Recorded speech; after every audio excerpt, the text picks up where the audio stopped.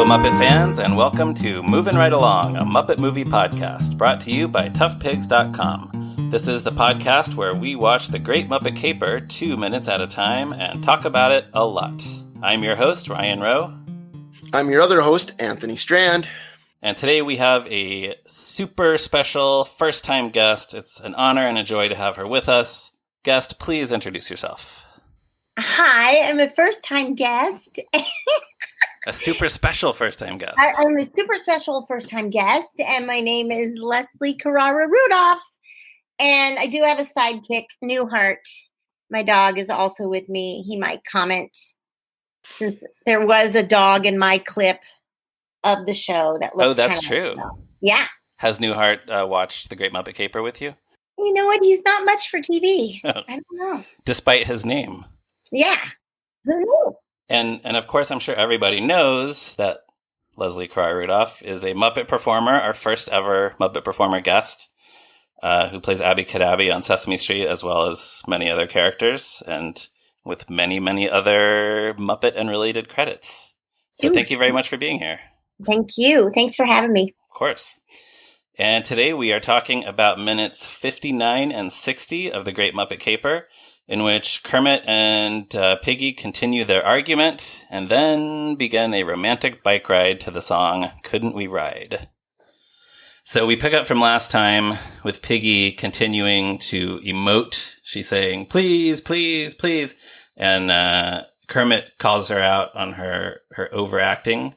I ended up writing down this whole exchange where Kermit says, "You're overacting. You're hamming it up." Piggy says, "I am not. I'm trying to save this movie." Kermit says, "Oh yeah, we'll try and save your performance instead." Piggy says, "I'm playing 800 different emotions." And Kermit says, "We'll try to play one of them right."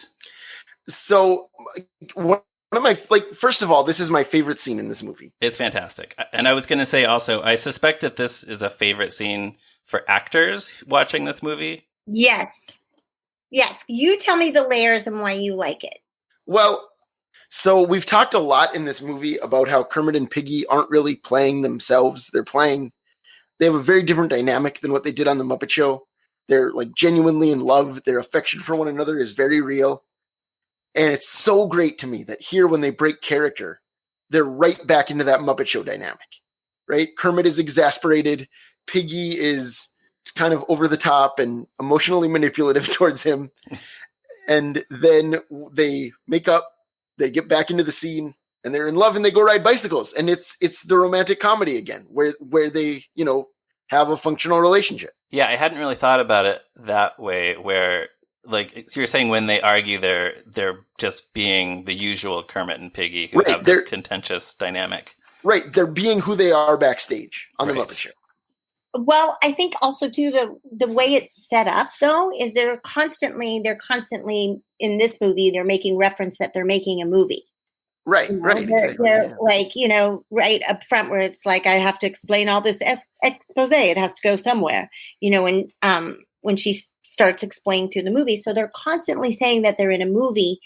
What I like about this, what is really the layers of this scene, and you talked about from the acting standpoint, is that she's overacting, right? And she's milking it. And then they have this tiff, but you'll notice the music stops. It's almost like, music stops, they're emoting. And once they get into the argument, they're back and forth.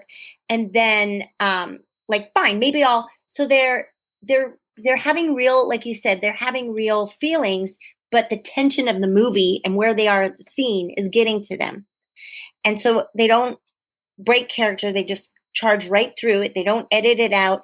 And then when she turns to her back to the audience and has a real breakdown, and that's my favorite part, because being able to turn your back as a puppeteer and say how you're feeling is a really powerful moment. And then you don't even see her. And so you're just feeling her. And then once that happens, the music starts up again. So it becomes scored again. So it's not scored, but it kind of manipulates you into a real tender moment, because then the feelings become real. And then when they finally turn back to each other, you realize that there's a real moment between them. And that's super powerful, because imagine if she lost it and didn't turn her back or did all that emoting up front. It's a completely different thing where it focus you have to hyper listen. You have to hyper commit to that feeling. So I think that's really powerful. Like I love when there's only one. Ironically, it was an argument between Abby and Elmo. It was one season when we were dealing with emotions, and but I was really glad that I turned my back and I walked like, I don't want to talk to you. It was like, and it's just I just think it was really well performed. But then again, it was interesting that they chose to score it the way they did. Yeah, I hadn't even picked up on that about the score coming in and out. Yeah, in fact, That's a nice detail. Okay, the music stops, like the hamming it up, mending a wheel. And there's a guy in the background mending a wheel the whole time, and he looks like a young Jim Henson. Did you notice that? The guy at the bike stand? Yeah, he looks like a real young Jim Henson, and he's mending a wheel the whole time. Yeah, I wasn't really looking to see what he was doing. I studied my clip. That was my good homework. work. Attention to detail. He's mending a wheel because Kermit and Piggy are mending their relationship. Yeah. Very aware of your career, Pig. And he calls her Pig. Yeah. I'm very aware of your career, Pig. I love, speaking of calling her Pig there, I love that when he says you're hamming it up, like there's no second, like she doesn't get offended about being a pig joke. Mm-hmm. He doesn't underline it. Like the movie trusts you to get it, be like, haha, hamming it up yourself without them hitting it too hard. Right. And I think that's great. It's easy to imagine them doing where she goes like, oh yeah, ham this, that kind of thing. Right. Yeah. Yeah. Yeah, that's really interesting about the turning the back to the camera. I'm trying to think, like, you don't really see human actors do that kind of thing a lot, do you? No. It's something that puppets can get away with, maybe.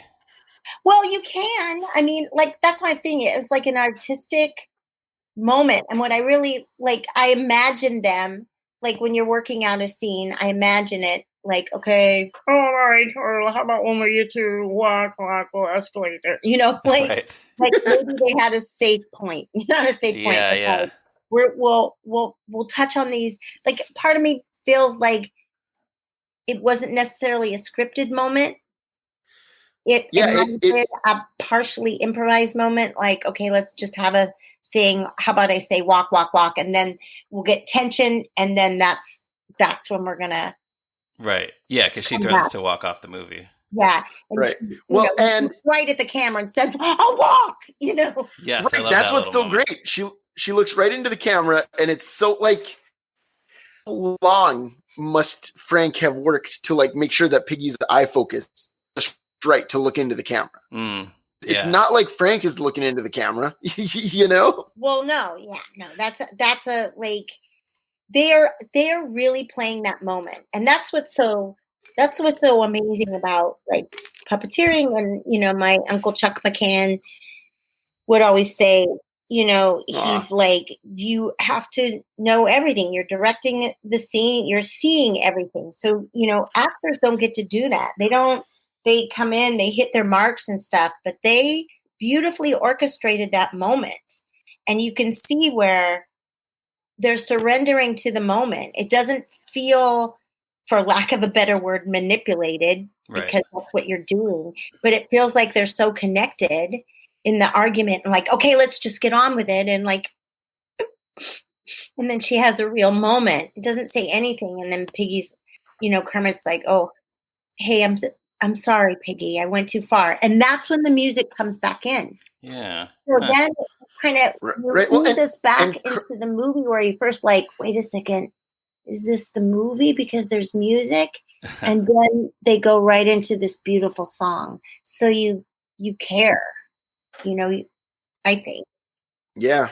Yeah. Well, and Kermit's apology seems so genuine too. Like, yeah, it really feels like he feels bad about having yelled at her. Well, yeah, it happens very quickly, but I think it's because he can see how genuinely hurt she is by everything that's going on. Right. Yeah. She doesn't feel manipulative there.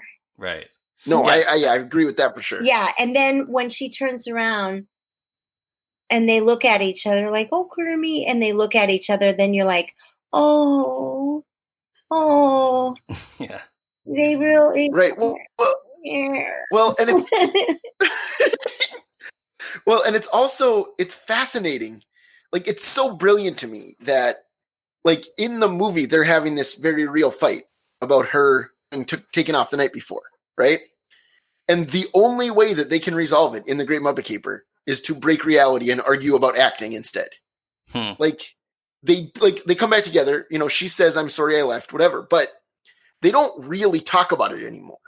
Like, in a regular movie, there would be a scene where they actually work out, you know, I lied and I'm actually this person, and, you know, like, there would be more fallout from her having done this thing, you know, this deception.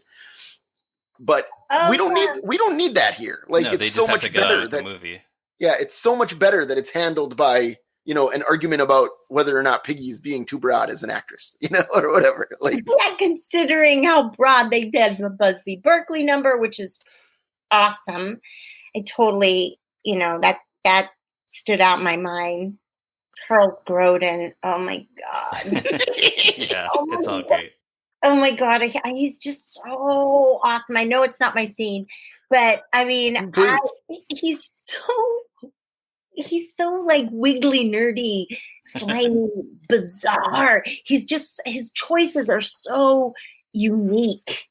And I just, oh my gosh, he's just was my favorite in this. He's great. He was my favorite. Yeah, he definitely one of the all-time great human co-stars in a Muppet movie.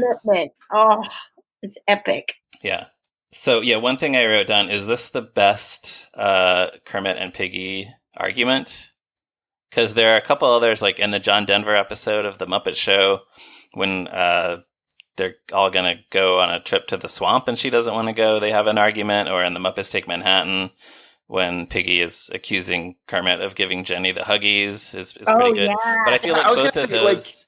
both of those might be mostly... That Gregory Hines scene is... Yeah, that might be a close second. But it's still, I feel like... Yeah, it's real good. Mostly for comedy, whereas, as we've just been saying, this has comedy, and also this is where a lot of the heart of their relationship in the movie is. Yeah. Right. Well, and I think that Gregory Hines being there and being hilarious in that scene also makes it not quite as focused on the two of them. That's true. I mean, he gets to do all that, like, you gave Jenny the Huggies stuff, right. You know? I forgot about that. This feels like a real acting connective moment. You know, it's not, you know, it's a trust between the both of them and how well that they performed that and how well they read each other and really made it about the relationship. I mean, because that's what comedy is. Comedy is about relationships and connecting. You know, not necessarily about all the jokes and the shtick. And I mean, obviously that's part of it, but it's the relationship, even the relationship to the physical comedy stuff and the commitment, you know. So I think this is just a really powerful moment and layered, you know, and that's hilarious because here she is overreacting, right? Overacting. And then they show us how well acting they do. You know what I mean? Yeah. Like, yeah, right. Yeah, for sure. It all works perfectly. Yeah. There was a little bit more here in the July 22nd, 1980 draft of the screenplay. Piggy had some more specific grievances about the movie.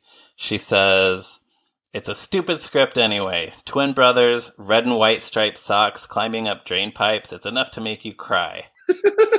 Red and white striped socks. That's interesting. I don't remember that from earlier in the draft, but I guess Nikki's socks were going to be striped rather than flowered. But I think they made the right choice.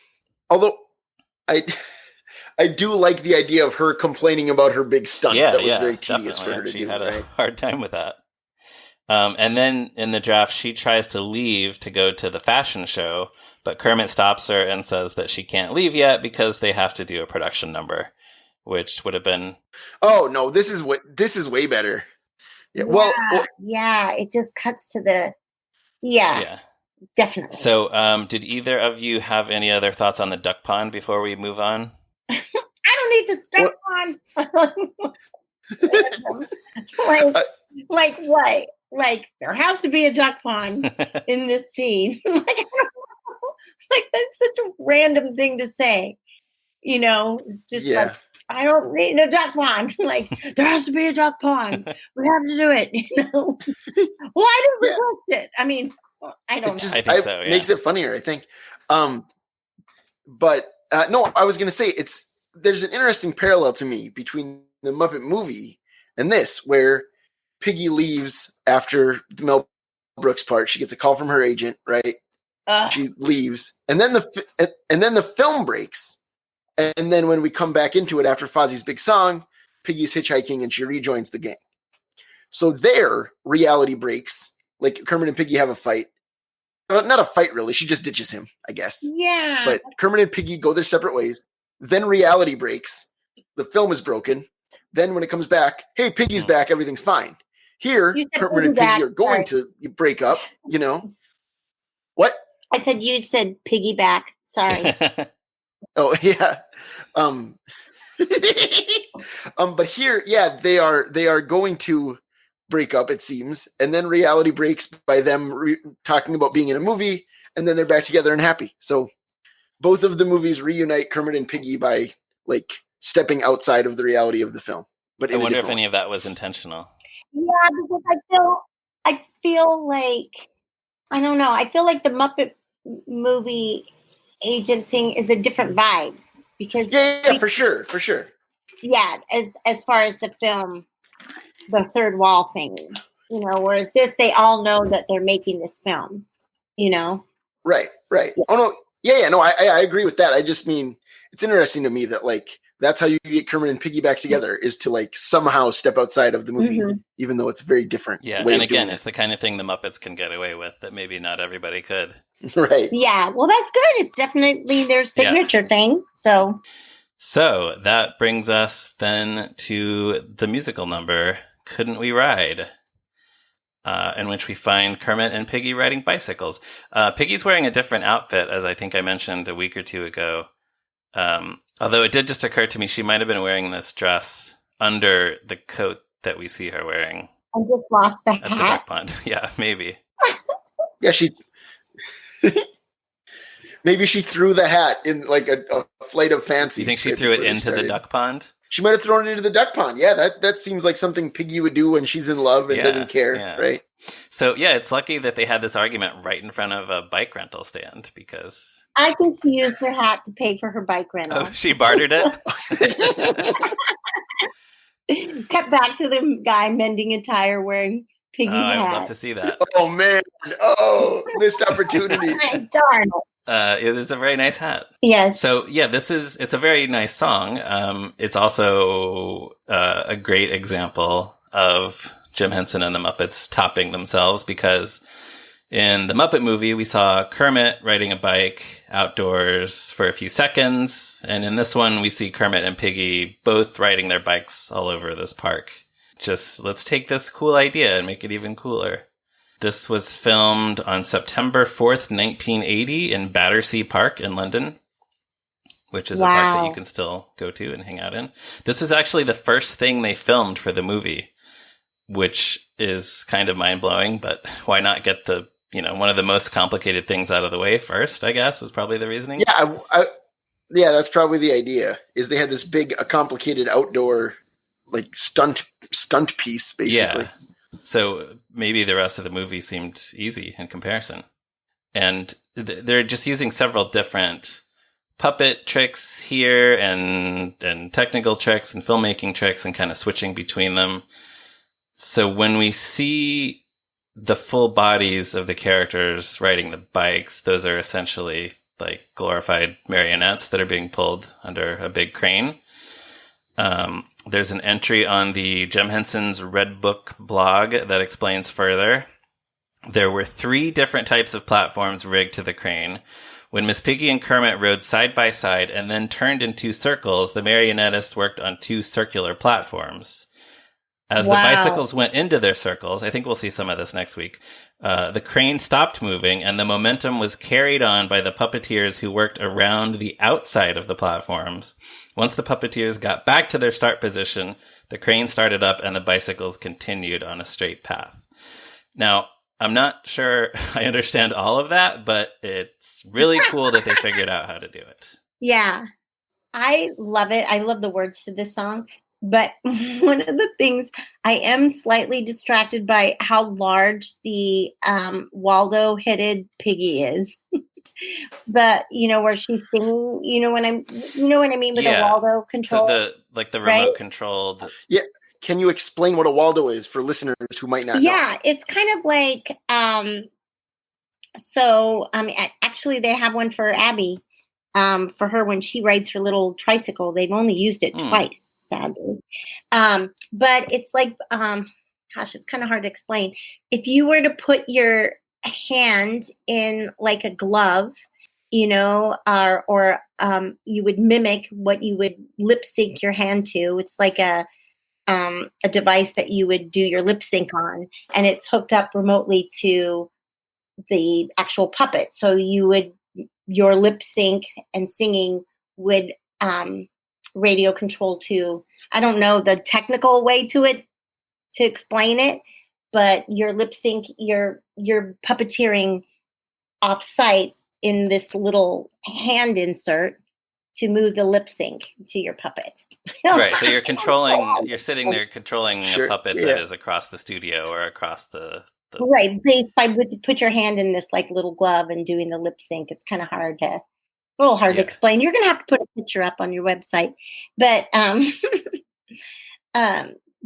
mean, it was interesting because they started like Kermit would sing, right? And you could see him singing, and they'd offer the close-ups of him singing, so you could puppeteer from underneath. That's the regular Kermit hand puppet, right? Right. And then, but what's interesting to me is like in my particular minute thing, they started the lip sync with with Piggy on the bike, and then they would cut to the close-up of the actual, puppeteer doing it. But I was just like, oh my God, Miss Piggy's head is so big on that thing. Yeah. It's just broken. And her hair's not the same. And I was just like, so that was the only part I found distracting. I was like, oh man, just shoot it on the close-up. Yeah, I see what you mean. She starts singing a line in the behind Kermit in the background, and it's the Waldo version where she's kind of moving differently, and then it cuts to her finishing that line of the song in a close-up as the hand puppet. Yeah, thank God. Yeah, it definitely looks different. Yeah, well, and I think it really helps to see the hand puppet though. Like, I think the audience is probably just starting to think that she looks strange. I love that. Subconsciously, it's very daring. I just, it was nice. Yeah, like, no, this is the real Piggy. Don't worry. Here she is in close up. See? Don't worry. Yeah. Yeah. Like that. Yeah. There is this moment where the 2 dogs run right past the bikes.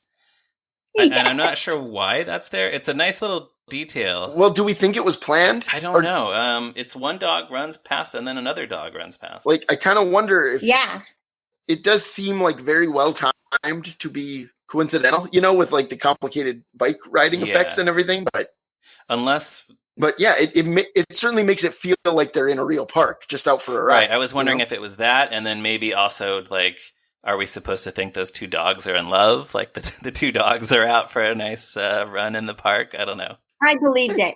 I believe that was there on purpose, and I believe those 2 dogs were there in love. The first one, the white one, was obviously, and the second one was like, woo! But no, I think that's cool. I buy it. I believe that they had that there on purpose. That's what I'm going to believe. Do you have any theories on why they would include that? Because It adds authenticity and whimsy and heart and playfulness. Yeah, all of those things are definitely true when you see those dogs run through the shot. Right? You're like, oh wow, this is a moment. Yeah. If it was just, you can organize extras, but who goes the extra mile and organize animals frolicking at the same time? Yeah. One. So I love yeah, dog extras.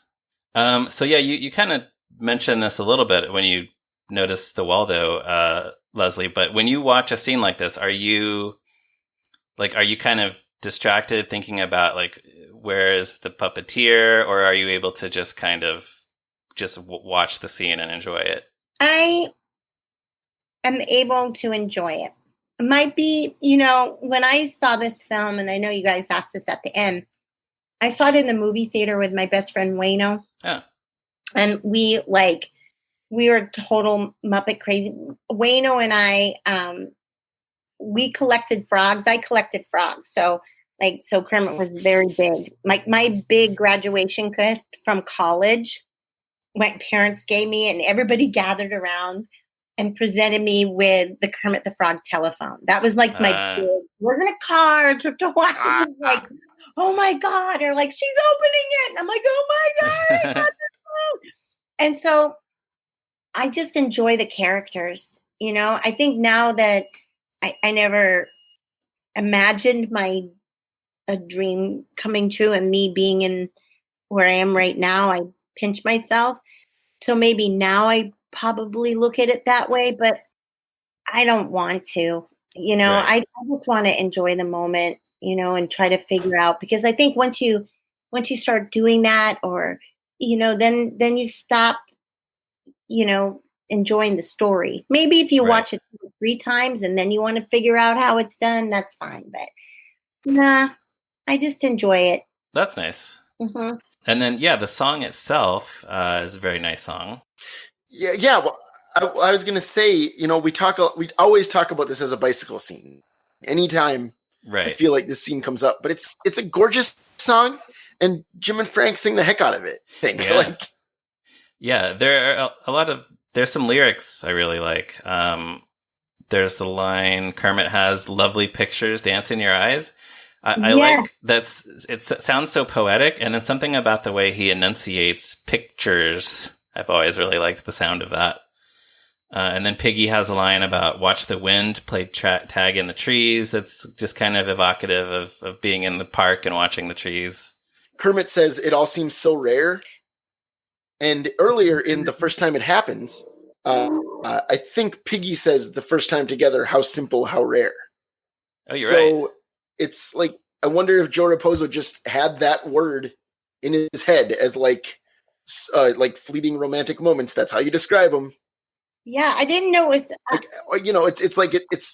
It's just an echo, and it's interesting to me. Yeah, I like that. What? Sorry, Leslie. What? I agree. Well, you picked out the same. Well, the lyrics, the wind playing tag in the trees, which is beautiful, and again, the dogs running by. It's authentic. Miss Piggy seems so right, but it feels so rare, and I guess I didn't realize that he had echoed himself that way, but it is pretty rare, the moment, so yeah, maybe he did have that in his heart while he was writing. Yeah. So, the clip pretty much ends in the middle of the song, so we'll have to wait until next week to hear how it ends. Yep. But any other thoughts on these minutes or the bikes or the song? Leslie, I'll start with you.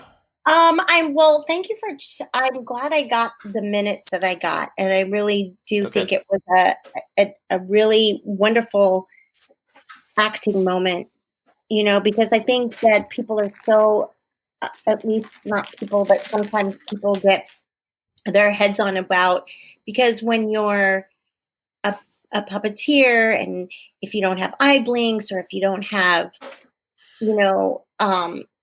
all the whistles and bangs of that some of the puppets are, a lot of our puppets are just mouth open, mouth closed, and we don't blink. We don't, in order to look down, you have to emote everything. Every emotion has emotion and subtlety, and all those things play into it. So it's such a beautiful masterclass with the both of them, and taking the moment and really just 100% performing that piece, and to be strong enough to say, no, I don't want the camera to see me vulnerable. I'm turning my back and I'm upset. And Kermit picking up on that, like, oh, okay, sorry. And you can really hear it in their voice and stuff. You're not looking at their lip sync, and you're not looking at, you're just accepting them from that moment, and you can, I think that's what I think is amazing about, I'm still learning. It's always a learning process, but being able to see, it's the moments that happen in between the lines that I think are most powerful. And whether or not your character is breathing and thinking, if your character looks like it's thinking, or, so I think it's, I really enjoyed my clip. Good. And the music is beautiful. So. Yeah. All right. And that guy mended that wheel. He mended that wheel. He sure did. Thanks. That guy's the MVP of the whole movie. He looks like a young Jim Henson. He does. So, Anthony, any final thoughts on the minutes? I don't think I can top that. Okay. So, Leslie, we like to ask our guest. You talked about this a little bit, but what's your history with the movie? You obviously you said you remember the first time you saw it. How do you rank it among the other Muppet movies? And you, I guess, might have an interesting perspective, or I don't know if your perspective has shifted because you've actually worked with some of the people who worked on this movie, so that is probably a unique perspective. I do have a unique perspective in that sense. Well, I saw this movie with my best buddy Wayno. We were Muppet nerds, like I was saying. Like, we would wear frog shirts, and we were just like, so we saw it in the movie theater. It is, I love Muppets Take Manhattan. The first Muppet movie, of course, is because you get a tender spot going like, oh my God, what am I seeing? What is happening? This is so beautiful. So I would have to put, like, it's kind of tied Muppets Take Manhattan. You're saying maybe Muppets Take Manhattan and the Muppet movie at number one tied? Yeah, maybe. And then this would be, now the reason I like this is because Charles Grodin, and I do love the musical numbers. But I have to say, my favorite part about this is seeing Jerry Nelson and his daughter. And so, like, when I was watching the movie, I froze it and clicked the picture of it. And, Jerry Nelson, he was my Jim Henson, since I wasn't blessed to work with Jim Henson, but when I worked on Muppets Tonight, which is like going to be 23 years ago now, Jerry Nelson took me under his cape, his wing, his back cape, and, chose me to be his right hand and everything. So when other people wouldn't, when everybody else was being picked for kickball, except for me, I was the last pick. Jerry would pick me, but because I was, I don't know, I was learning, and I couldn't believe I was there. But so I do like that. I look forward to that part in the movie. And what was the other question? My perspective on it? Oh, I think that was it. Like, I don't know. I mean, I think you pretty much covered it. I think I covered it. Yeah. Anthony, I think you wrote an article on Tough Pigs a few years ago about how Jerry Nelson kind of has more to do in this movie than any of the others. Yeah, I mean, certainly of the first three. Other than like, Christmas Carol, maybe. Like I said, Christmas Carol is really the one where he gets to play Tiny Tim, and the Ghost of Christmas Present, and Jacob Marley, right? Robin is one of my favorite characters, Robin and Rolf. But I'm sorry, didn't mean to interrupt. No, Christmas Carol. It's certainly okay, but But yeah, Pops gets a song here, and Right. New Zealand gets some great bits, and he pops up more than he did in the Muppet movie, I think. Yeah. Where Camilla was kind of like his main character. Right, I think that was the thing. Yeah, Camilla is there, but she's just occasionally clucking, whereas he has actual lines and songs here. Yeah. Right, and of course Floyd speaks a fair amount in the Muppet movie, but he's only in a couple scenes. Yeah, that's true. All right. Well, if there is nothing else, then we can wrap things up for today. Listeners, please check out toughpigs.com on the internet, and also Facebook, Twitter, Instagram, and whatever else. You can find me on Twitter at @MeRyanRowe, and Anthony is on Twitter at @ZeppoMarxist. And Leslie, where can people find you on the internet? Ooh, okay. Well, actually, Lolly Lard Pop is more present than I am usually. So, and I inadvertently, Lolly Lard Pop has a Twitter account. Inadvertently? Well, the person who signed up for the Facebook hooked it to Twitter, and I don't know the password or whatever. So whenever Lolly posts on Twitter, it's usually pictures or a video. It's not a tweet, but they're fun. And it goes back to the website. I'm also on Instagram at Lolly Lard Pop. Again, you can find, usually I post like Newhart, Abby, Lolly, things like that. And then I have a radio show style podcast that I write with my friend Jamie Dawn Moyer, and that's Lolly's Radio Playdate. Please check that out. It's really great for kids. Yes, that's delightful. Yeah, that's family. Ryan helps me with that. And Lolly also has a YouTube channel. Yes, I have Lolly has a YouTube channel, and then I perform live in New York. I have a residency at the Laurie Beachman, so I do a thing called Bazaar Brunch. There's some fun things coming up for Sesame Street. We're going to be at Jazz at Lincoln Center, which is exciting. Oh, yeah.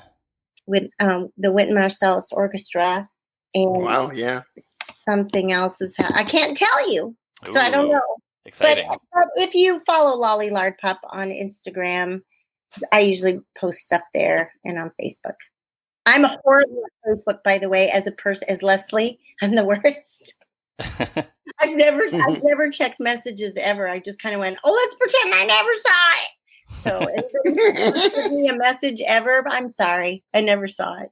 Yeah, well, social media is a jungle. But yes, everyone keep an eye on Lolly Lard Pop everywhere for updates. And if you don't mind, please give us a positive review on Apple Podcasts or wherever you found our podcast. And please tell all your friends about the show. And join us again next week for another episode of Movin' Right Along. See you later. Bye. I know all about your career, pig.